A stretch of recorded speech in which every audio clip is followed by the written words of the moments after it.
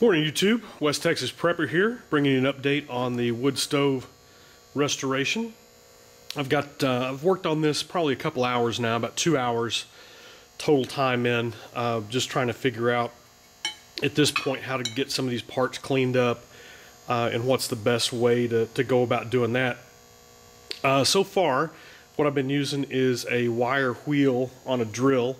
I have a bench grinder with a wire wheel, but just the access on it and getting into some, you can see some of these nooks and crannies just wasn't working with the safety guards and things like that. Wasn't working. So what I'm doing is I've got a DeWalt drill that I use. It's an older model. I was using this in the pool business, and I've just got a wire wheel chucked up on there, and I use that, and it's real good to get in to some of these areas. These are a couple of legs that I've done, and they have cleaned up. They've cleaned up real nice. Here's a before. You can see some of the rust and stuff on there on the inside. And so I've got a couple, two that I haven't done yet, and then these are two that I have done. And they've cleaned up real nice. You know, I've got some areas in there to get to. Now I'm not too worried about some of the surface rust that's still on there. There's a couple of products that I'm going to be using that I'll do a review on that that are supposed to take care of the rust and convert it. There are a couple of different types of rust converters, and I'm actually going to use both products to see which one I like best. One's a spray-on product.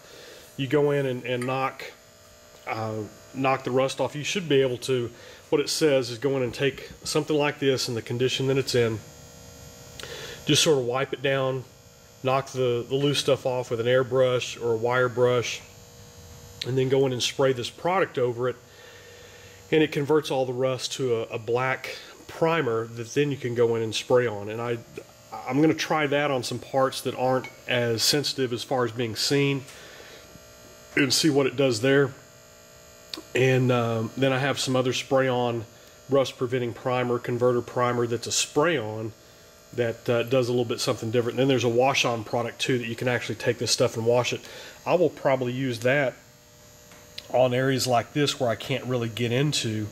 I'm going to try maybe a little muriatic acid bath, really diluted, maybe 1 to 6, 1 to 12 parts. We'll see. I'll probably start with a 1 to 12 first and see how that goes, and use some soda ash to deactivate that. But you know, then you've got some parts like this right here that, you know, you're going to spend a lot of time getting into trying to get them cleaned up and painted. So I'll probably use those products and see how they work on some of these parts. And this goes inside the stove, and so it's not as sensitive to being seen. But these parts, you know, these are the legs. Really pleased with how these have cleaned up with just the wire wheel. I was using a coarse wheel on. I have a fine wheel too that I'm going to have to use on some parts. But this cast stuff, that coarse wheel really does a good job on it. The stove that I'm doing is a number 2714 Morton. It's made by the Gray and Dudley Company out of Nashville, Tennessee.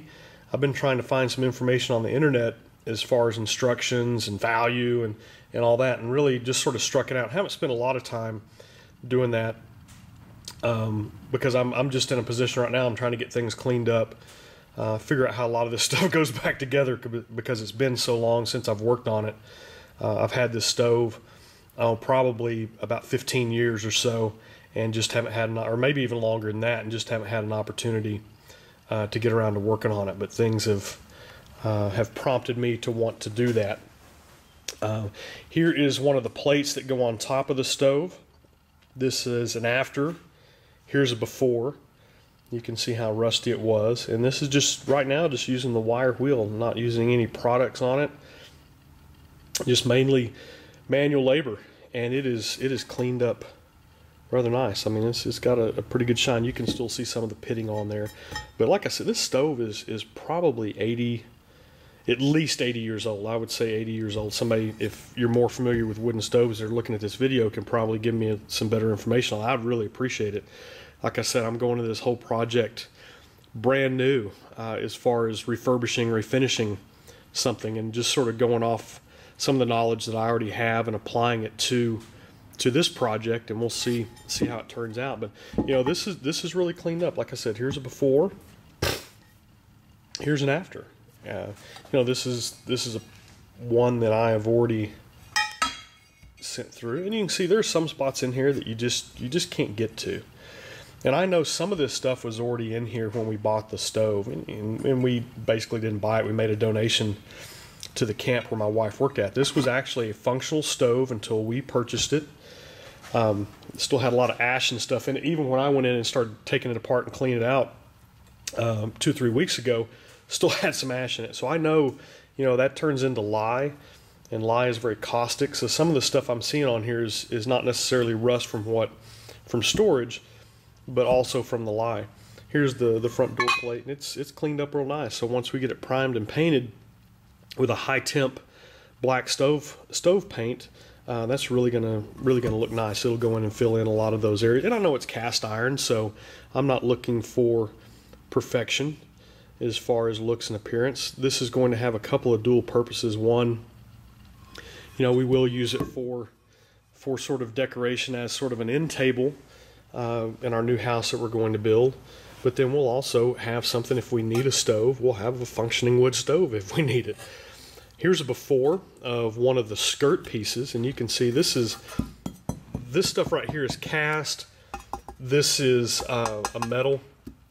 You know, I don't know, you know, steel or what it is, but it's a different. It's not cast. They've actually stamped this and formed this in some type of die. You can tell just by how it is on the ends here. But this is the before. You can see the inside there. It was pretty rusty. This stuff rusted a little bit worse. And here's an after, and I know you can see some of the brush marks or wheel marks on there from the brush, and that's fine. Like I said, I'm just starting out. I have a fine brush that I will use on these parts. I only have 4 of these, but this is the inside, so I wasn't too concerned about that. I was getting a little more aggressive on it, just to see what I could do. I also use some wire brushes. This is a little smaller one to get in. This is you know, a little bit heavier duty brush, a scraper brush that I'm using. But that's where I'm at right now. Like I said, I'm just sort of getting started on it. I have about 2 hours in the work that I've done, so I'm not in any big hurry. Here is the stove top, and it was not in bad shape. It was about comparable to this, just over a larger surface. And I, you know, had the drill out of the vise, just working on it. It is cleaned up real nice. I could get into some of these areas. But like I said, using that paint and primer on it will really do a good job. It is cleaned up nice. I've got some screws I need to take off and do some detail, but really pleased with how it's going. Here's the other stuff that I've got to work on. I haven't got to yet. So, you know, as far as brushing and cleaning, I probably have about another 4 to 5 hours of work to go on it as far as doing that. And as I'm working on this, I will figure out how to piece it back together. Here's the stove body. This is going to be the piece that's going to take some time. As you can see, it's got a pretty good size hole in there that what I will do is I will get some other sheet type metal, get that straightened out and banged out as best I can, and then get some other sheet metal and form it over and screw that into the sides to cover that hole up and give us some protection. But I've done some work on this. This side I've sort of hit, and I'll use that spray-on product on this, and that'll help clean that up quite a bit. That side's been done. Sorry about the camera angles here. That's sitting on the floor. That side's been done a little bit. This is the last one, last thing I worked on, and really didn't get after it too much, but just sort of seeing.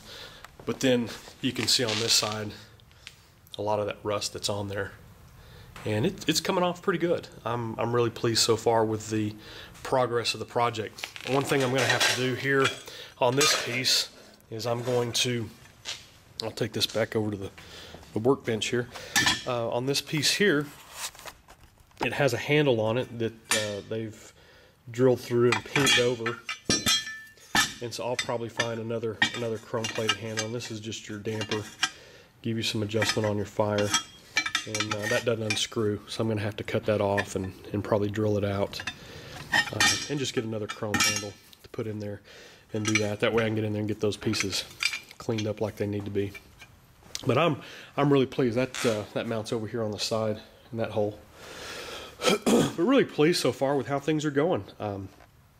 But yeah, if you have any information on this, it's a number 2714 Morton. Hey, that looks good. Gray and Dudley Company out of Nashville. A number 2714 Gray and Dudley Company out of Nashville. If you have any information on that, hey, please forward it to me. I'd love to have it. Help me get this back to going. Somebody had posted a comment that they had worked and bought one of these before, and I'll go back and look at that other video that I posted and get their information and send them a message too. But hey, thanks YouTube. You know, like I said, you got to start where you are prepping. I didn't have a wood stove functional, and this is one of the things that I wanted to have. So I'm starting with what I have, and I'll get this wrapped up in another couple of months, and we'll have a wood stove ready to go. Leave your comments. Let me know what you think. Good talking to you, YouTube. Keep prepping. Start from where you are, and keep your powder dry. This is West Texas Prepper. We'll talk to you later.